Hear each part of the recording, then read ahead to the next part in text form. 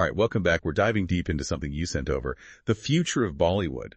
You flagged this YouTube video essay by Dhruv Rothy, and, well, it's got everyone talking, doesn't it? Is Bollywood really in decline, or is it just going through some changes? I mean, on one hand, you've got box office numbers that are just going crazy, but on the other hand, there's this feeling, this sense that something's changing, and maybe not for the better. What I find interesting is that we're not just looking at Bollywood here. This deep dive, it actually touches on something much bigger, something that's happening across the whole entertainment industry. It's that question of balance. You know, how do you balance artistic vision with, well, the business side of things? And especially in a world where streaming is king and audiences, their preferences are constantly shifting. Okay, so let's unpack this. The video starts off kind of addressing that elephant in the room, the COVID pandemic. Remember back then? All those predictions about like the end of cinema. Everyone was stuck at home. Yeah. And streaming services, Netflix, Amazon Prime, they were just exploding. It felt like everything was changing overnight. Right. And Bollywood definitely felt that initial shock. But the essay, it goes deeper, you see. It highlights something new, something that's really shaking things up. The rise of free streaming platforms, the ones that are supported by ads, Amazon MX Player in particular. They're offering this massive library of content, international films, regional films, all dubbed in Hindi, and it's all completely free. So suddenly, Bollywood isn't just competing with those paid subscriptions anymore. It's fighting for viewers' attention against free content from, well, everywhere. That's a whole different game. So how is Bollywood responding to this pressure? The essay makes the argument that one of the biggest factors is corporatization. I know, that word gets thrown around a lot. But what does it actually mean in this context? You know, that's a really good question, because it's not just about big studios being in charge. It's about a very specific shift in how films are made. The video lays out this 8-point formula. It's become like the go-to strategy for big Bollywood productions. Prioritize action, lots of it. Lean heavily on remakes and sequels. Bank on star power. And just pour resources into marketing. Huge marketing campaigns. Think of some recent examples like Pathan, Jawan, or Bedi Mayan Chotiman. They were box office giants, absolutely. But critics, they argued that they lacked originality. They lacked depth. So it's like playing it safe, chasing the big numbers, but maybe at the cost of, well, the stories they're telling. Exactly. And the essay argues that this creates this vicious cycle. These big budget films with their massive superstar salaries, they just dominate the market. They leave very little space for smaller films, the more innovative projects to even get started. In fact, the essay cites a pretty shocking statistic. The top 1% of Bollywood films earned a massive 40% of the total box office revenue in 2023. That kind of concentration is like a black hole. It just sucks up everything, leaving independent films struggling. It's like this winner-take-all system. Yeah. And it feeds directly into the inequality problem that the video highlights. Think about it. Superstar actors are demanding these crazy fees, and that eats up a huge chunk of the budget. So what's left? Less money for things like good writing, good directing, even decent special effects. There's this really striking example in the video, Akshay Kumar's film, Kel Main. His fee, reportedly, it was 60% of the entire budget. Imagine what they could have done with that money if it had been invested in, well, in other parts of the film. It raises a huge question. Is this sustainable? Can Bollywood really thrive if it only focuses on these spectacle films, these high-budget, star-driven productions? What about the other voices, the other stories, the ones that are getting pushed aside? You know, before we get into solutions, I think it's worth noting that even those big films, the ones that chase that 8-point formula, they're not always a guaranteed hit. The video actually mentions a few high-profile flops from the last couple of years, Adipurush Ganapath. Even one with stars like Akshay Kumar and Emran Hashmi Selfie, big budgets, but they didn't connect with audiences. So even if you follow the formula, it's not a sure thing. That's pretty interesting. Right, and the essay argues that one reason for those flops is because the whole landscape of entertainment has changed. Think about it. Audiences today, they've got so much to choose from. Hollywood blockbusters, international cinema, amazing TV shows. It's all right there. So the bar is higher now.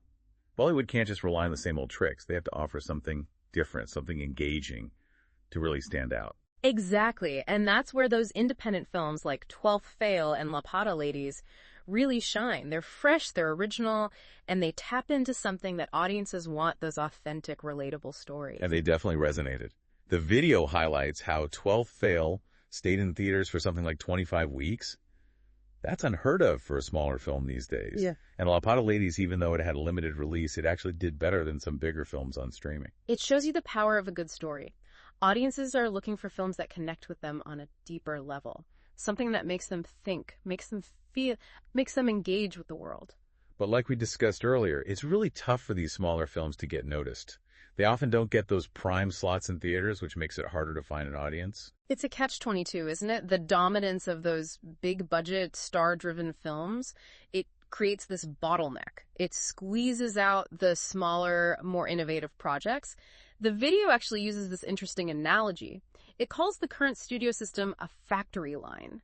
It's like they're churning out films based on this formula, and there's just not much space for experimentation or originality. And that's where this whole idea of Bollywood losing its soul comes in, right? There's this feeling that the industry is focused on short-term wins.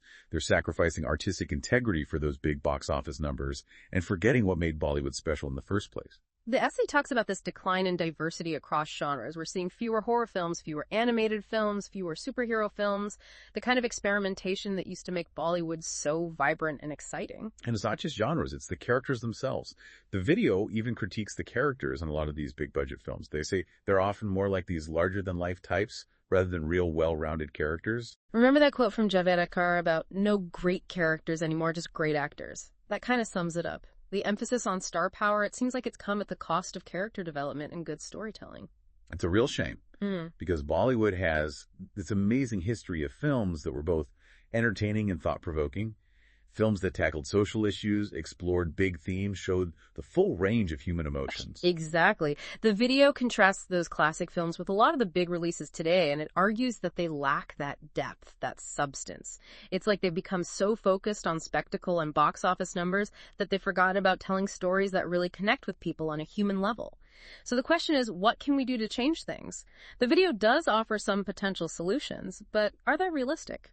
Well, one of the main things the essay talks about is creating a more inclusive ecosystem, something that supports smaller films. That means giving independent filmmakers more opportunities, fostering new talent, investing in different genres.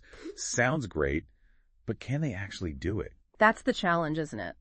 It needs a big shift in mindset from both the studios and the audience. Studios need to be willing to take risks on those smaller, more innovative projects. And audiences need to be open to exploring films that aren't mainstream, actively supporting those independent voices. But there's this risk that those smaller films just get lost with all the content out there. I mean, with all the streaming platforms fighting for our attention, how can a small film even stand out? It's a valid concern, and the essay acknowledges that it's getting harder and harder even for good independent films to get noticed. But it also argues that there's this growing appetite for real stories that people can relate to, and if those films have the right platform and the right support, they can find their audience. Like 12th Fail and La Pata Ladies, right? Yeah. They prove that audiences are still looking for something different, something more meaningful than the typical big blockbuster. Exactly. And the essay really stresses the importance of word of mouth. It's about making films that are so good, so engaging, so thought-provoking that people have to tell their friends and family about them. It's about creating buzz organically and authentically instead of relying on those huge marketing campaigns that can feel kind of impersonal and manufactured. But how can those independent filmmakers compete when the big films have these massive marketing machines behind them? The video suggests that social media can help even the playing field. It's about connecting directly with audiences, building a community around the film, and generating that excitement organically. So using the power of online communities, turning those passionate viewers into advocates for the film. But it's not just about social media, right? Film critics, reviewers, they also play a big role in amplifying those smaller voices, helping those hidden gems get noticed. Absolutely. Their role is so important. It's about creating this diverse and vibrant film landscape where different genres and different perspectives can exist and where audiences have more choices. But as the essay points out, this isn't just about artistic integrity. It's about the long-term survival of the industry. Because if Bollywood just keeps relying on a handful of big-budget films, it risks becoming a monoculture. It loses its dynamism and its ability to connect with a wider audience. Exactly. It's about striking that balance between those big spectacle films that draw the crowds and those smaller, more personal stories that offer something truly unique and engaging. So it's about creating a film industry that's both successful commercially and artistically. a place where different voices can be heard and where audiences can find films that really speak to them. But is that even possible? Can Bollywood rediscover its soul and become that global force again? Well, that's what we'll explore in the final part of our deep dive. You know, it's easy to get kind of, pessimistic when we talk about Bollywood losing its soul. But we got to remember, this is the industry that gave us Sholay, Mughal-e-Azam, Dilwale Dulhania Le Jayenge. I mean, classics. Yeah. Films that capture hearts, not just in India, but all over the world. And they weren't just hits, they became part of our culture, didn't they? And what's really interesting is that the video essay, it actually looks into that. It analyzes the list of the highest grossing Indian films of all time adjusted for inflation. And you know what? Almost all of them, they're considered classics. That's fascinating. So it's not like quality and success have to be like separate things. Exactly. You've got films like Mother India, Naya Daur, Gaidar Ek Prem Katha. They weren't just box office hits. They had a real impact. They told stories that people connected with deeply, and that's why we're still watching them, celebrating them today. So it's not just about the money, right? It's about making films that matter, films that have something to say, films that, stay with you. But how do we get back to that? How do we encourage that kind of filmmaking now? Well, the essay points to a trend, and it sees it as part of the problem, this reliance on, young MBAs, inexperienced ones, to make creative decisions. And it argues that while they might be great at business, they don't always have that artistic vision, that understanding of cinema that's needed to make truly great films. It's like putting business skills ahead of everything else. Yeah. Spreadsheets instead of stories. Right. And the essay suggests that studios, they need to involve more seasoned filmmakers, writers, creative people in those decisions, people who understand storytelling, who can spot potential, and who can, nurture talent. They even suggest, and I love this idea, that someone like Javed Akhtar, with all his experience, all his insight, should be involved in shaping the future of Bollywood. That's a fantastic idea. It's about recognizing that experience, wisdom, it's invaluable, especially in a creative industry. It's about creating a space where the masters, they can guide the next generation, make sure that filmmaking keeps evolving, keeps thriving. So what does all this mean for us, the viewers, the ones who decide which films succeed? Well, it means being more than just, passive viewers. It's about engaging with the industry, seeking out those independent films, supporting those filmmakers who are trying new things, pushing boundaries. And it's about talking about it, debating the state of Bollywood, sharing our thoughts on the kind of films we want to see.